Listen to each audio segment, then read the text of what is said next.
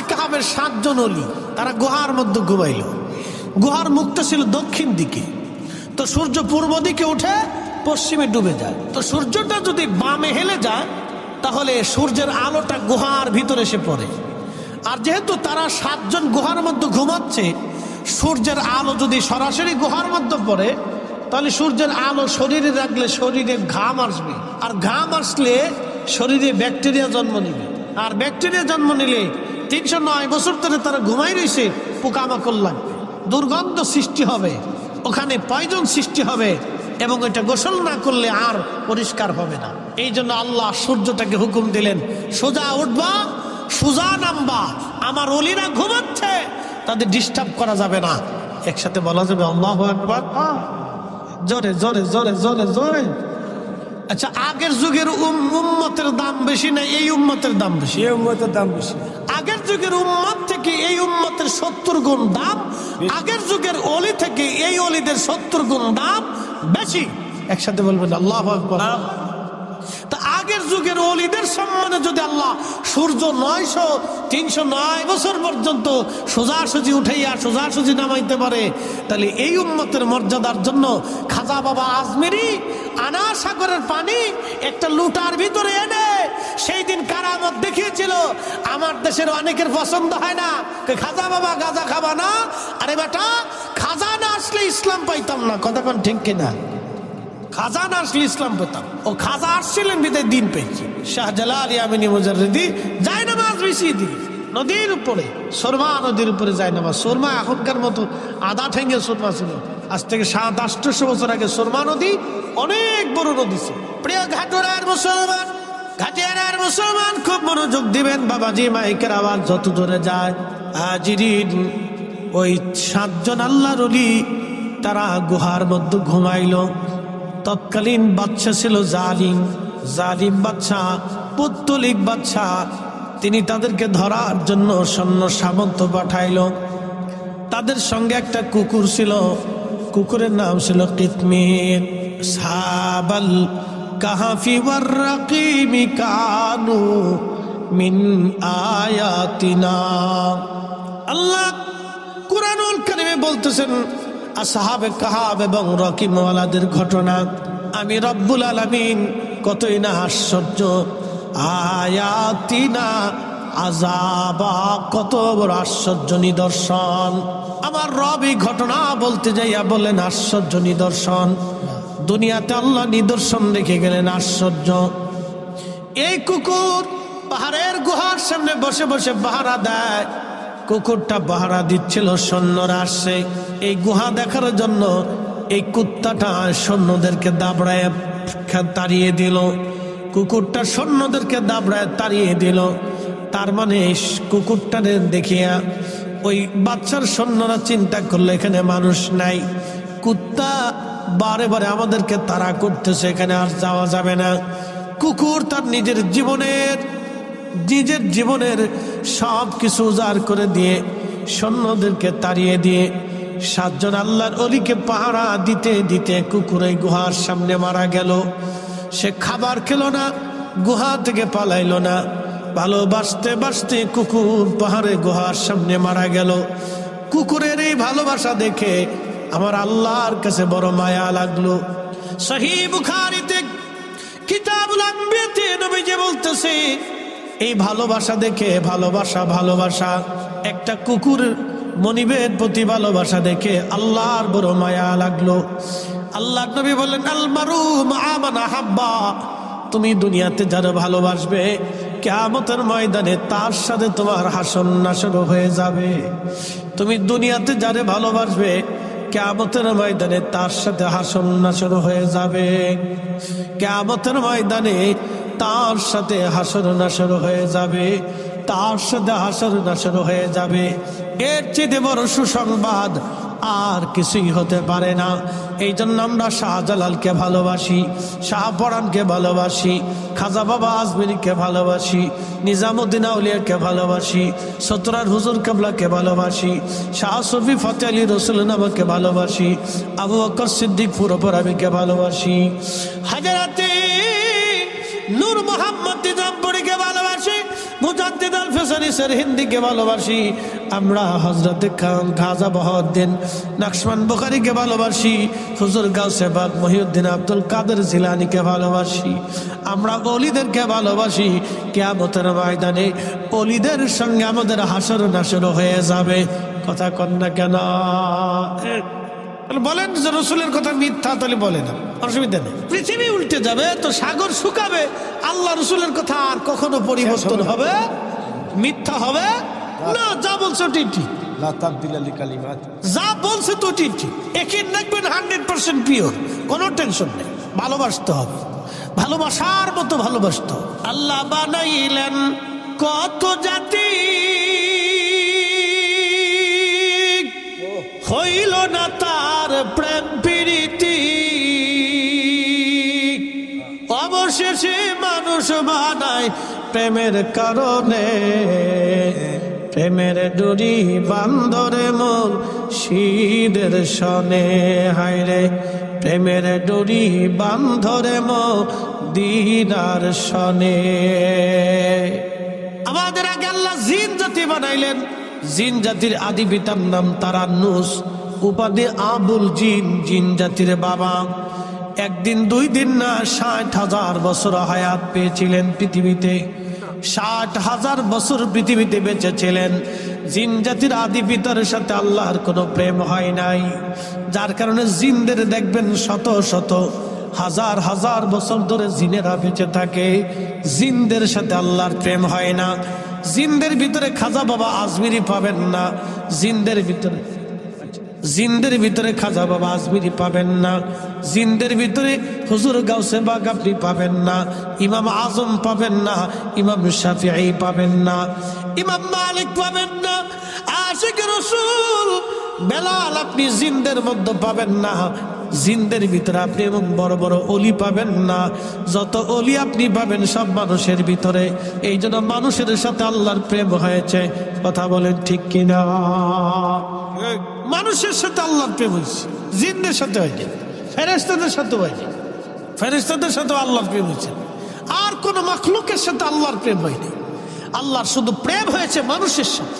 এই মানুষই চোখের পানি ফেলে, এই মানুষই আল্লাহকে ভয় পায়, এই মানুষই আল্লাহর প্রেমে নিজেকে কুরবানি করে দিয়েছে।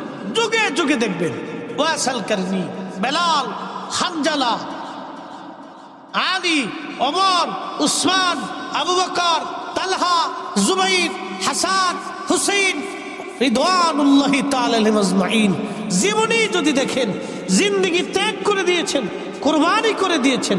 চোখের সামনে ইমাম হুসাইন সব পরিবার কুরবানি করেছেন আল্লাহর রাহে। আহা, রাসূল করিম যে পাহাড়ে জাবালে আবু সিলাতে, যে ছোট্ট গুহার ভিতরে 3 দিন 3 রাত উম্মতের জন্য কেঁদেছিলেন, সে গুহার সেইখানে আমি বছর বসে আসছি, দেখে আসছি। খন্দকের এই যে খাল আছে, খন্দকের যে পাহাড় আছে, পাহাড়ের পিছনে একটা পাহাড় আছে, এই পাহাড়ের নাম হচ্ছে জাবাল আবু সিলা। এই জাবাল সিলাতে একটা ছোট্ট গুহা আছে, এখানে নবীজি একাধারে 3 দিন 3 রাত সিজদার মধ্যে কাঁদছে। আচ্ছা বলেন, নবী টাকার জন্য কাঁদছে? হাসান হুসাইনের জন্য কাঁদছে? ফাতেমার জন্য কাঁদছে? নিজের পরিবারের জন্য কাঁদছে? তো কাদের জন্য কাঁদছে? আমাদের জন্য। যেটা বলেন কাদের জন্য? আমাদের জন্য কেঁদেছে, আমাদের জন্য রাসূল কেঁদেছে। 3 দিন 3 রাত কেঁদেছে। আল্লাহ আমার উম্মতকে মাফ করতেই হবে। একসাথে বলবেন না, ইয়া রাসূলুল্লাহ, আল্লাহ আমার উম্মতকে মাফ করতেই হবে। সিজদা থেকে উঠে না, মাফ করতেই হবে। জাবাল আবু সিলাতে সিজদা পড়ছে তো পড়ছে, আর উঠে না। একাধারে 3 দিন 3 রাত সিজদায় পড়ে রয়েছে। আল্লাহ মাফ করতেই হবে। আর উম্মত মসজিদে জুতা চুরি করে, উম্মতে সুদ খায়, ঘুষ খায়, কি কথা কর না কেন? ঠিক কিনা? উম্মত 2 নম্বরই করে উম্মতের কাজ। সি সি সি হাজিরিন, খুবই মনোযোগ দিবেন। আল্লাহর নবী বলতেছিলেন, সাহাবীরা রে, কুকুরের এই ভালোবাসাটা এতই আল্লাহর কাছে ভালো লাগলো, আমার আল্লাহ কুকুরটাকে দুম্বার আকৃতি দিয়া বেহেশতের তাসনিম নদীর পানি দিয়া গোসল করাবে। কুকুরের বাহিরের নাপাক ভিতরের নাপাক দূর করাইয়া আমার মালিক আমার আল্লাহ দুম্বার আকৃতি বানাইয়া ওই যে 7 জন অলিকে সে ভালোবাসছিল, ওই 7 জন অলির সঙ্গে এই কুকুরটাকে আমার আল্লাহ জান্নাতি বানিয়ে দেবে। সাথে বলেন আল্লাহু আকবার। লা তাবদীলা কালিমাতিল্লাহ, আল্লাহর কথার আর কোনো পরিবর্তন হবে না, আল্লাহর সিদ্ধান্তের আর কোনো পরিবর্তন নাই। আকাশ ভেঙে যাবে, জমিন পড়ে যাবে, সাগর শুকিয়ে যাবে, আল্লাহর ফয়সালা পরিবর্তন হবে না। ইন্নাকা লা তুখলিফুল মিয়াদ। মূল আলোচনায় চলে যাচ্ছি। ওই কুকুরটা গুহার সামনে থেকে পাহারা দিয়ে দিয়ে মারা গেল। কুকুরের ভালোবাসা আল্লাহর দরবারে এতই ভালো লাগলো, সহিহ বুখারীতে নবীজি বলতেছেন, উম্মতরে ওই কুকুরটাকে আল্লাহ জান্নাতের মধ্যে নিয়ে যাবে। তার বাহিরের নাপাক, ভিতরের নাপাক আল্লাহ বেহেশতের তাসনিম নদীর পানি দিয়ে ধৌত করবে। দুম্বার আকৃতি দিয়ে আমার আল্লাহ ওই 7 জন যুবক আল্লাহর ওলির সঙ্গে এই কুকুরটাকেও আল্লাহ জান্নাতি বানায় দেবে। একসাথে জোরে বলেন আল্লাহু আকবার। বন্ধু খুবই মনোযোগ দিবেন। এই ওলিদেরকে কেন্দ্র করে আল্লাহ 2টা ঘটনা ঘটাইলেন। একটা ঘটনা আমার আল্লাহ কুত্তা দিয়ে পাহারা দিলেন, তাদেরকে ভালোবাসার জন্য একটা কুকুরকে আল্লাহ জান্নাতি বানায় দিলেন। এর থেকে বোঝা গেল এই উম্মতের ওলিদেরকে যারা ভালোবাসবে, এই উম্মতের ওলিদেরকে যারা ভালোবাসবে, এই উম্মতের ওলিদেরকে যারা ভালোবাসবে, তারাও কিয়ামতের ময়দানে মাহরুম হবে না। কি কথা কর না কেন, ঠিক কিনা? আমরাও মাহরুম, জোরে বলেন হব। একসাথে বলেন হব। হ্যাঁ না, জোরে হচ্ছে না, একসাথে বলেন হব। আমরাও মাহরুম হব না। আমরা ওলিদেরকে যদি ভালোবাসি, আল্লাহ আমাদেরকে মাহরুম করবেন না, আমাদেরকে আল্লাহ পাক মাহরুম করে দেবেন না। মনোযোগ দিয়েন ঘাটিয়ার আর মুসলমান বাবাজি, ভালো করে শুনে যাবেন।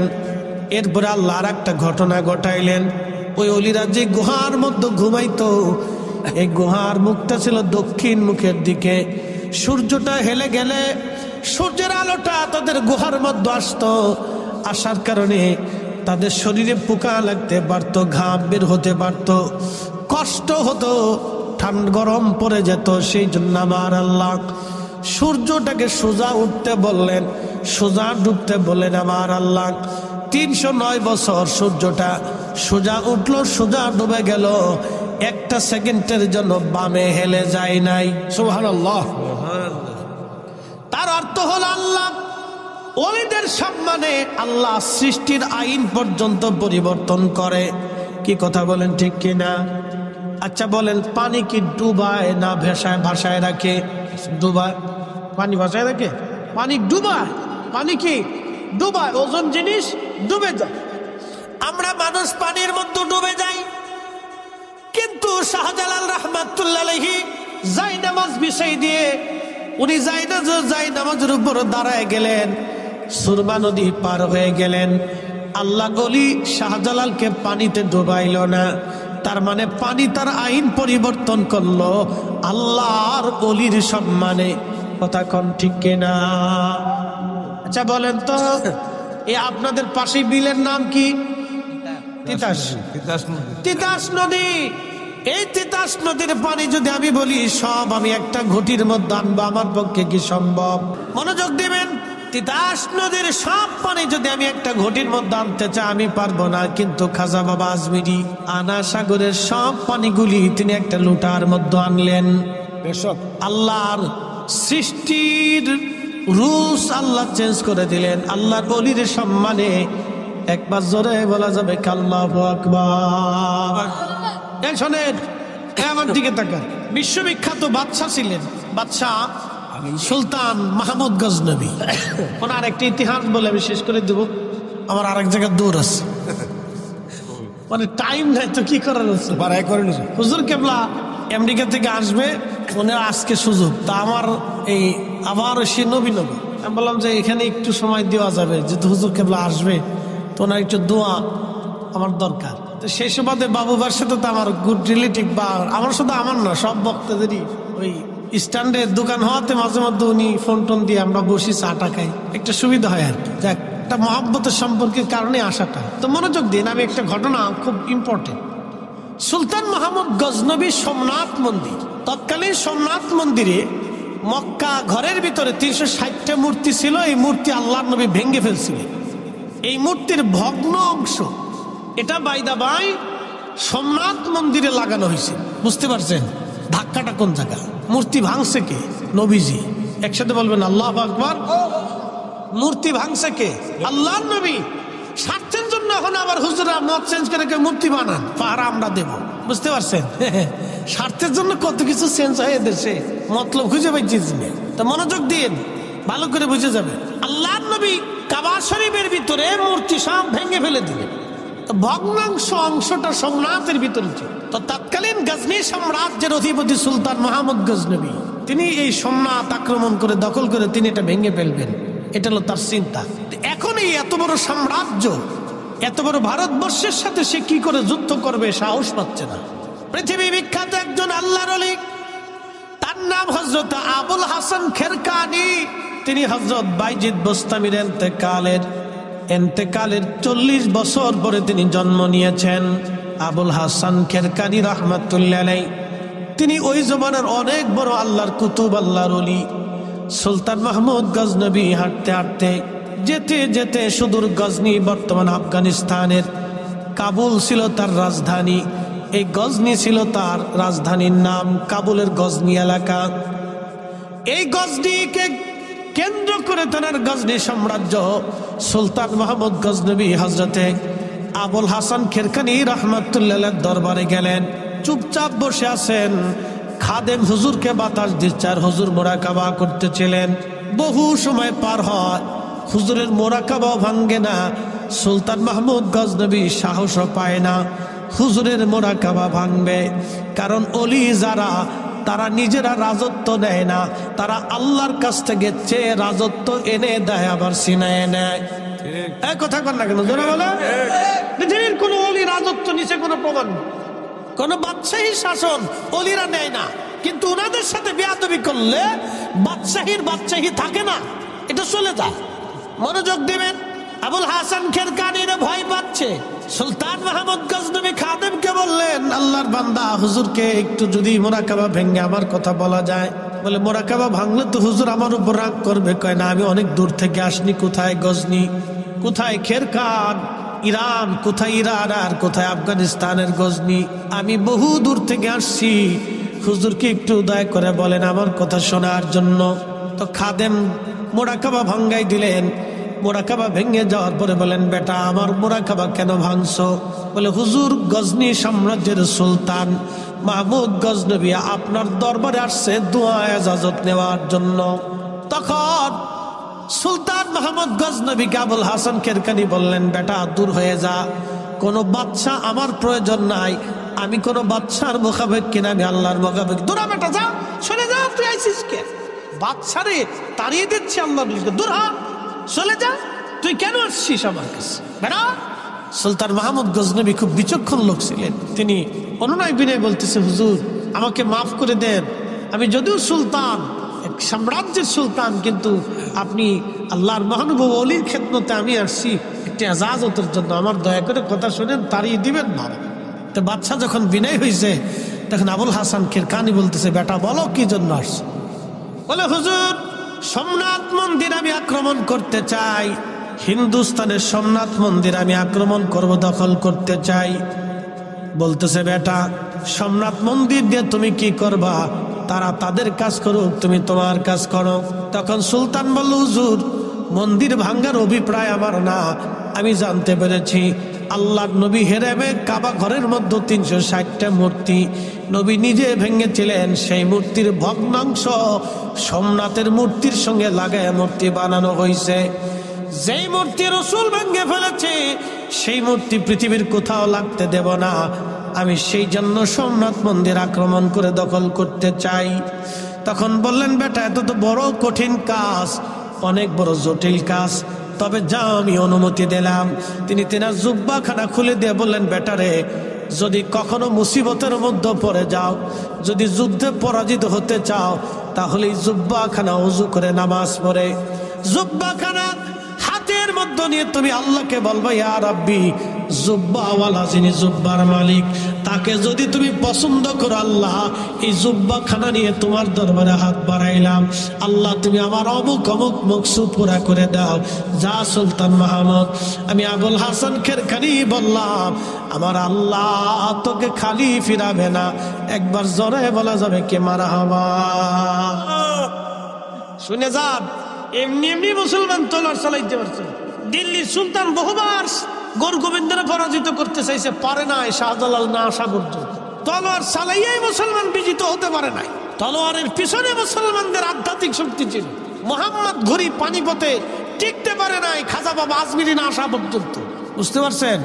মুসলমানের বিজয় হয়েছে আল্লাহর ইচ্ছা, আউলিয়া কারামের দোয়ার ফসল ছিল এগুলি। হাজিরিন, সুলতান মাহমুদ গজনবী সম্রাট আক্রমণ করলেন। মাসের পর মাস যুদ্ধ হচ্ছে, পরাজয় হয় না, জয় হয় না। বুঝতেই পারতেছেন, লক্ষ লক্ষ সৈন্যরা, ভারতীয়রা তাদের মন্দির রক্ষা করার জন্য যুদ্ধ করতেছে প্রাণপণে। ওদিকে সামান্য মুসলিম সেনাবাহিনী এনে সুলতান মাহমুদ গজনবীর চেষ্টা করতেছেন দখল করার জন্য। কোনো জয় পরাজয় হয় না।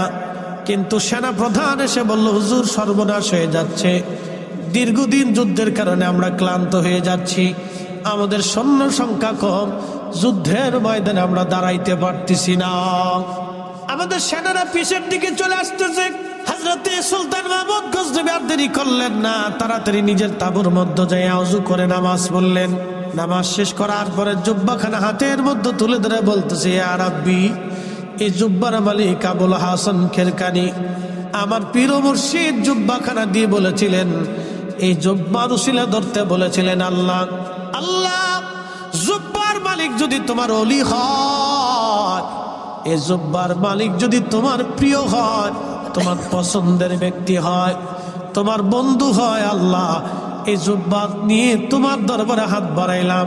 আজকে সুলতান মাহমুদ গজনবীরে শূন্য ফিরাই দিও না, মুসলমানদেরকে আজকে অপমান অপদস্থ করো না আল্লাহ, আজকে আমাদের বিজয় দাও, আজকে পরাজিত করিও না।